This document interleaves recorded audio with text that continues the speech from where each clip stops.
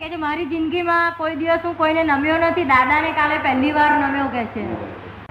પ્રારબ્ધ ને પુરુષાર્થ સમજ્યા નહીં તેની ત્યાં દશા થઈ છે લોકોને. પ્રારબ્ધ અને પુરુષાર્થ સમજ્યા નહીં તેની ત્યાં દશા થઈ. એટલે અમે વ્યવસ્થિત શક્તિ ચલાવે છે એમ કહ્યું બધાને.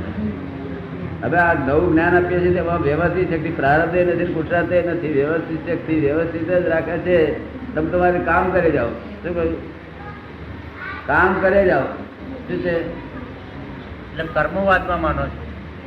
આપ કર્મવાદમાં માનો છો? કર્મવાદ એ સાચો છે, અકર્મવાદ એ સાચો છે, અને મોક્ષ એ સાચો, સંસાર એ સાચો છે.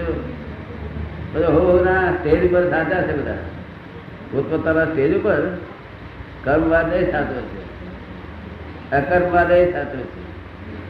બધું સાચું છે પણ પોતાના સ્ટેજ ઉપર. એક દાન બેઠાડો છે તે સાચો છે, અને દાન આપનારો તે સાચો, પણ પોતાના સ્ટેજ પર સાચા. બંને સગા સાચા નથી, પોતપોતાના સ્ટેજ પર. ગીતામાં ભગવાન શ્રી કૃષ્ણે કર્મવાદ ઉપર જે ફિલોસોફી કરી છે એમના વિશે ગીતામાં કૃષ્ણ ભગવાને જે કર્મવાદ ઉપર ફિલોસોફી મૂકી છે એના વિશે આપ શું મંતવ્ય ધરાવો છો? ગીતામાં તો એવું કે છે, આ પ્રવૃત્તિમાં જો નિવૃત્તિ સમજાય તો એ સાચી વાત છે, ગીતાનું જ્ઞાન છે. પ્રવૃત્તિમાં નિવૃત્તિ પોતાને માલુમ પડે તો એ ગીતાનું જ્ઞાન સમજ્યો કહેવાય. બીજું શું આપણે પૂછ્યું કહો? પ્રવૃત્તિ આ બધી ચાલુ હોય અને નિવૃત્તિ લાગતી હોય. બાકી આ નિવૃત્તિમાં તો પ્રવૃત્તિ હોય જ. આ જગતની નિવૃત્તિમાં તો પ્રવૃત્તિ જ હોય. પ્રવૃત્તિમાં નિવૃત્તિ હોય એ કૃષ્ણ ભગવાનનું વિજ્ઞાન છે. આપણને એમાં અનુભવ છે કોઈ જાતનો? પ્રવૃત્તિમાં નિવૃત્તિનો નિવૃત્તિનો અનુભવ છે? પ્રવૃત્તિમાં નિવૃત્તિ એ કેવી રીતે એની વ્યાખ્યા શું? પ્રવૃત્તિમાં નિવૃત્તિ એની વ્યાખ્યા શું? આ લોકો છે તે 56 વર્ષે 58 વર્ષે નિવૃત્તિ મળે છે, તે ઘેર બંધ જાય છે, પછી એનું મન જવા દેવા કરે છે. ના, એ નિવૃત્તિ નહીં, પ્રવૃત્તિ થઈ ઉલટું.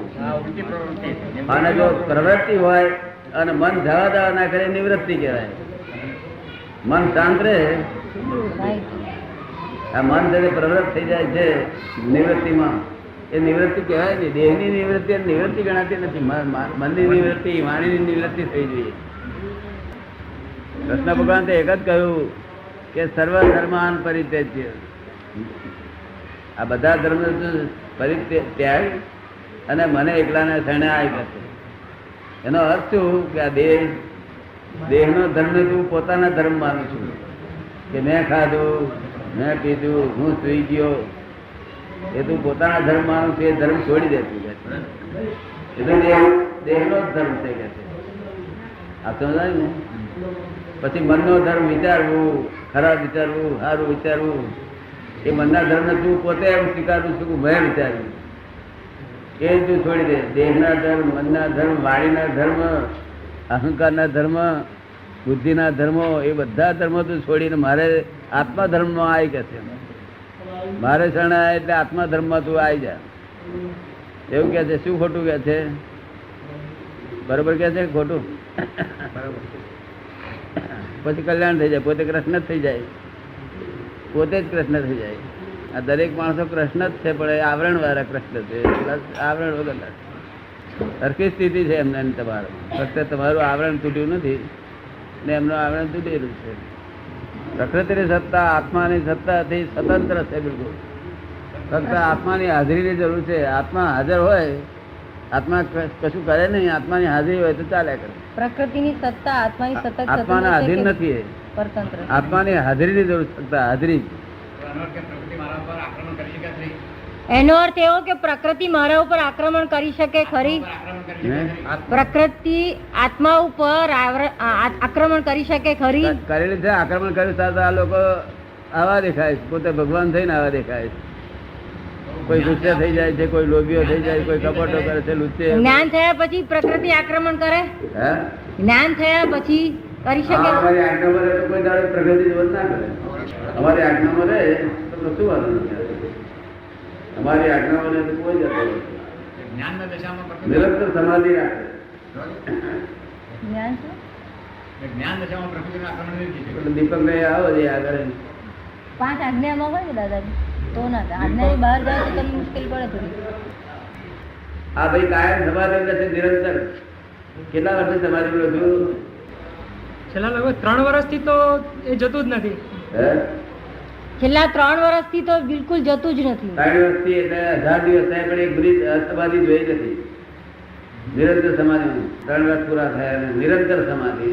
અને પાછા એન્જિનિયરો છે, મિકેનિકલ એન્જિનિયર છે, નોકરી સર્વિસ કરે છે. સમાધિ એક ક્ષણ ગઈ નથી.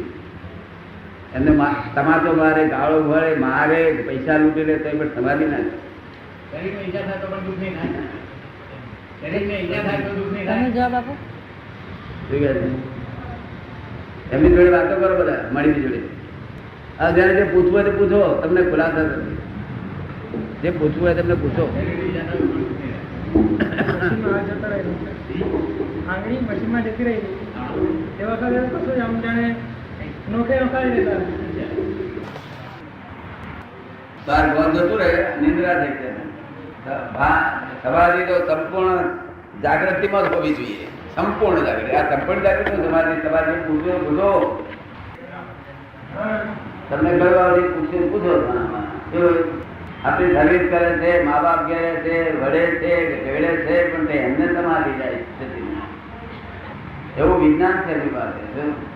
અને હવે પછી ક્યારે જશે નહીં સમાધિ. અને હવે પાછું બ્રહ્મચર્ય પાળે, મન વચન કાર્ય. આ દુનિયાને આખી દુનિયા જ્યાંથી હશે ત્યાંથી આવું સાંભળવા નહીં હોય એવું આ તમને આ 2 દેખાડું. બીજા મારી પાસે બીજા 150 બાળકો છે એવા, પણ આ 2 તમને દેખાડું એમ પર. જે પૂછવું પૂછી લો. એમને મેં 1 કલાકમાં જ જ્ઞાન આપ્યું હતું. 1 કલાકમાં જ જ્ઞાન આપ્યું હતું. બધા જોવા જાણવાનું. વેક્યુમ છે તો વેક્યુમને જાણવાનું. વિચારવા તો વિચારવાનું જાણવાનું. કોઈને મારી નાખવાનું વિચારવા તો તેને જાણવાનું. અને કંઈક સારું કરવાનું વિચારો તો તેને જાણવાનું. બધું કરવાનું. કરવા મને બી બધું પૂછાય. પૂછો ને. હવે આ શી દશા થાય છે? આ બધું પ્રારંભ પામનાથી જઈ ગયું. પ્રારંભ પામનાથી કશું ધોયું નહીં અને ખલાસ કરી નાખ્યું. એમાં કોઈનો દોષ નથી. નિમિત્ત છે બેચારા. આ જગતને સુધારા નિમિત્ત કહેવાય અને બગાડ નિમિત્ત કહેવાય. કોઈનો દોષ છે અને સ્વતંત્ર નથી.